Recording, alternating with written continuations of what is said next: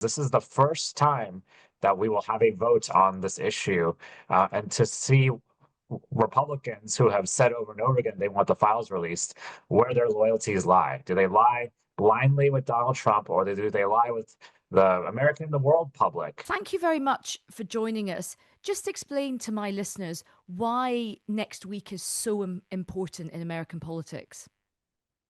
Sure. Well, a number of things are happening in politics here. We just had the end of a shutdown, and we're trying to go into the holidays, trying to address rising costs. But we are also having this big vote on Tuesday to force the Justice Department in the United States to release files that they have on Jeffrey Epstein and that entire investigation. It is the most comprehensive investigation that's ever been done. It was limited and limited by very powerful people who didn't want Jeffrey Epstein investigated. And we assumed that these files would have been released much earlier this year, but Donald Trump has withheld them. He was briefed on some of the materials in the files, and after being briefed, decided not to release them. I don't know to the extent of what he knows about the files. I don't know what's in the files, except I know it's a lot of documents, and the victims say the files have a lot of documents that are important to this case. But we're certainly going to try to force the Justice Department to release those files. And can you just explain to us, do you know what day the vote will be? And do you think the vote will happen, or do you think there could be any parliamentary games to stop this vote happening? Sure. So the vote will be on November 18th, Tuesday, U.S. time. But this then it will go. I expect it to pass. Many Republicans have come out and said that they would support it as well. Not all. There's some now that are coming out and saying that they stand by their man, Donald Trump. But then when this passes, which I expect it will go to the U.S. Senate. And the U.S. Senate, they can choose not to have a vote on it too. And if it passes the U.S. Senate, it goes to the president. And so the president could very well veto the bill as well. But why this is important is because this is the first time that we will have a vote on this issue, and to see Republicans who have said over and over again they want the files released, where their loyalties lie. Do they lie blindly with Donald Trump, or do they lie with the American and the world public? We'll see what happens. But I think that vote, though, could put a lot of pressure on the administration to start being more transparent about this issue. It's interesting because it's almost like a sort of moral test for people, isn't it? In terms of, you either believe in this stuff being out in the open, and if you campaigned for it, when your party wasn't in power, there's a big question about that.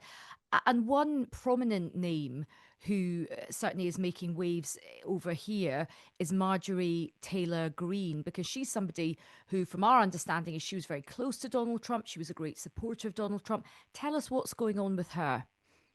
Yeah, it's interesting because I serve on the oversight committee with Marjorie Taylor Greene, and she has been a steadfast supporter of Trump.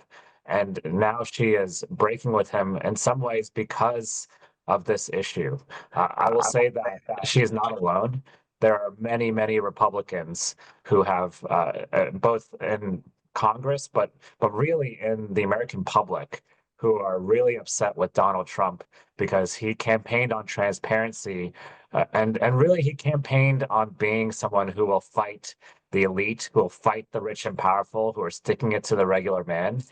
He ran as a populist in this way, but this issue is demonstrating that he is not a populist at all. He's not someone who stands up to the rich and elite, but rather he is the rich and elite, and that he looks out for the powerful and will cover up their crimes. It's the same thing with rising costs. He is giving tax breaks to the very wealthiest corporations and people, even though he campaigned against such things. And so it's all part of this story that's being told about Donald Trump basically not, doing what he campaigned on. And Marjorie Taylor Greene has put on social media that she's under a huge amount of pressure. She's getting a lot of abuse. She's indicated that she even thinks her sort of physical safety might be compromised. I've seen her daughter has tweeted in that vein as well.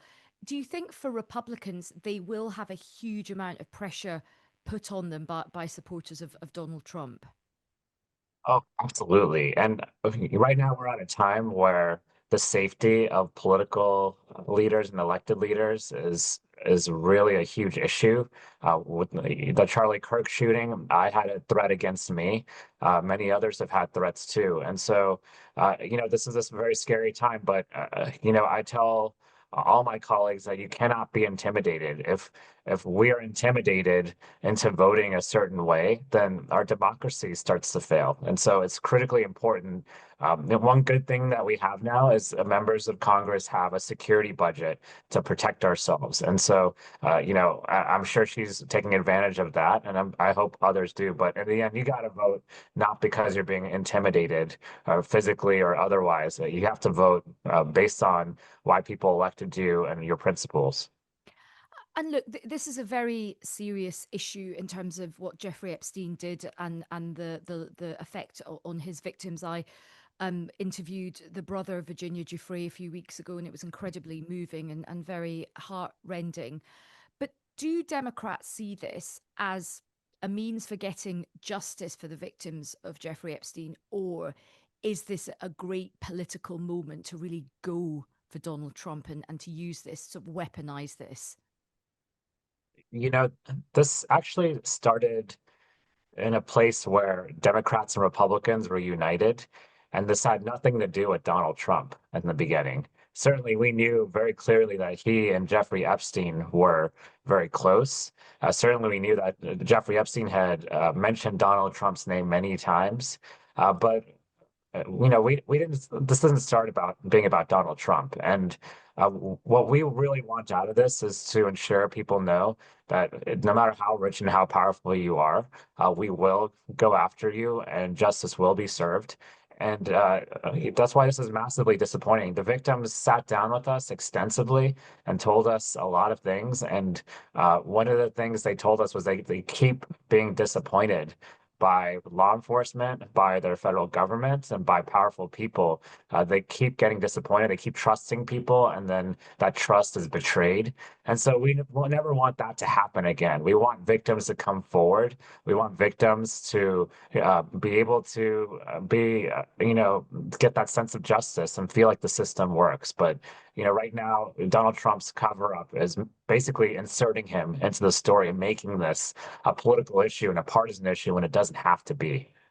So your argument is this should be done without fear or favor. In that case, if there are any links between this, what happened and leading Democrats, I know Donald Trump's called on the Department of Justice to look at Bill Clinton, but if this Mhm. went to look at, senior Democrats, would you support that as well? The investigation included senior Democrats because senior Democrats were involved in these crimes or aided and abetted these crimes. I would absolutely want those senior Democrats investigated. I have questions for the Biden DOJ as to why they didn't release the files towards the end of their administration. I have questions about everyone in Congress, why they weren't calling on these investigations. I'm new, so maybe I have the benefit of that. But certainly when I was just an average Joe, a citizen, these past 5 or 10 years, I was wondering, after watching all the Epstein documentaries and reading all the books, why no one was doing anything about this. But I'm happy to be in a place where I have some power to do something now. And why do you think people didn't do things about this? Why do you think the previous Biden administration didn't do enough on this? I have no idea. I have no idea. I think part of it was most of the Biden administration, they were investigating and prosecuting Ghislaine Maxwell. And so I think I talked to one person who said one of the reasons they didn't release the files is because the files would help Ghislaine Maxwell's legal team and help tip her off that they were going after her. And so, I think I understand that. I think if I were president last year, even after I lost the election, or I guess he didn't lose, he dropped out. The last thing I would have done before I left was release all the files. But I think also there is an assumption, even by the Biden administration, that Trump would release the files and that this wasn't something they needed to do in the last hour. That they had a lot of things they wanted to do last hour that they knew Trump wouldn't do, and this wasn't on their bingo card. They did not think that Trump would withhold the files. Otherwise, I think they would have released them. And just looking at this from where the public are, I mean, obviously you've got two things going on. You've got these terrible crimes that were committed against these young women, sexual abuse and grooming and rape. On the other hand, you do have a very febrile political fight happening as well on lots of different issues. How do you think the public will trust the information that is coming out in terms of these files? Because, the public might think, well, the oversight committee, you might cherry pick what you try and release to damage Trump. On the other hand, we know that the Republicans have also released lots of information as well to try and kind of flood the field, if you like, Republican members of the committee. From a public point of view, how can they feel that you guys are releasing information in good faith in a way which is fair? Yeah, my answer to that is we should just release everything. The only thing we should be very careful of throughout this entire process is protecting the victims. For instance, we had actually redacted Virginia Giuffre's name because her family had asked us to redact her name from things before we released it, especially if it was put her in a compromising position. People may know that, she took her own life. And so it's really up to her family. And so we've been trying to respect the wishes of the victims. Otherwise, we release everything unredacted, no problem at all. But I think they've been through enough and they've been so courageous throughout this process. And so that's why we're a little careful. That's why sometimes we get 20,000 documents, but we release a few that we think are the most important. I will say very clearly that the reason we took out the specific documents we took out and released those is because we're trying to put pressure on Donald Trump to release the files. That's very clearly, that's our motivation. That Donald Trump has made this about him. He didn't have to. Sometimes the cover up is almost as bad as the crimes itself. And in this case, Donald Trump is part of the cover up now because of his behavior this year. I mean, it's important to he, of course, strenuously denies any wrongdoing in terms of these crimes. But another person who's been very much in the public eye in terms of his very close relationship with Jeffrey Epstein is Andrew Mountbatten Windsor, of course, formerly known as Prince Andrew here in the United Kingdom. Your committee has called for him to appear. Have you had any response? I mean, my betting is that after the Newsnight interview, he's unlikely to hotfoot it over to your committee. But have you had any response? We have not had any response from him or from anyone on his team. And I think what he's hoping, maybe because of the Newsnight interview, is that maybe he can just hide now and that this will all go away and that we won't be able to get the information we need to sort of find out what he did. And I'll just tell him and tell everyone else that we're going to find the information one way or another eventually. And so you might as well come forward and tell us what you know, tell us your side of the story and help us. And it will almost sort of set you free in a lot of ways. And it'll certainly score you points with us as we go into this investigation. But certainly hiding from us is not going to do him any good in the long term. In the short term, he may avoid some headlines. He may avoid, some unpleasantries. But I think in the long run, it would behoove him to actually talk to us.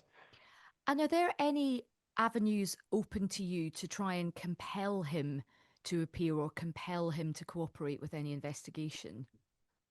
And the only avenue we would have is if we could prove that he committed a crime and have, law enforcement issue sort of, basically try to get him, force him to come here, right, and extradite him. I think that's a long shot to we're not close to there yet. We're trying to get the very Justice Department files. And so we're a long ways away from that. But I think we could eventually get there if he did do something wrong. I don't know if he did something wrong or not for certain. I know Virginia Giuffre and there have been other victims too who have said that he committed crimes. But until we get to a point where he's criminally indicted and we're trying to extradite him, there's nothing we can do to compel him because we don't have the ability to compel a foreign national to testify. And again, it's just worth saying that he denies any criminal activity took place. And a final question to you, Sas. I've really enjoyed our conversation. I mean, this is a broader political question. I mean, I'm also politically affiliated to the Labour Party, which is, of course, is kind of a sister party to the Democrats. So I follow, what's been happening with you guys, and it's been very interesting looking at those very good election results over the last couple of weeks. And obviously, a name that we're all talking about is the new mayor of New York, Zoran Mamdani. What do you think is the future direction of travel for your party, the Democrats? Because, of course, you had a terrible loss last year. It's been a very difficult time for the party. Which kind of direction do you think the Dems should be heading in? Well, I think the election we had a couple of weeks ago is the direction. We had someone in my home Commonwealth of Virginia, Abigail Spanberger, who's very much, when she was in Congress, one of the most kind of centrist members of the Democratic Party. And then we had Zohran Mamdani in New York. And so we can have candidates in different regions who understand the issues in their local area and can basically talk about how they're going to solve them, right? And there's going to be a lot of common threads, like trying to address high costs and affordability in the United States, trying to have a sensible foreign policy that's and predictable tariffs if we're going to have tariffs, and things that are pretty much, I think, logical, but certainly are gonna help tangibly help people because people are angry right now at the Republican Party.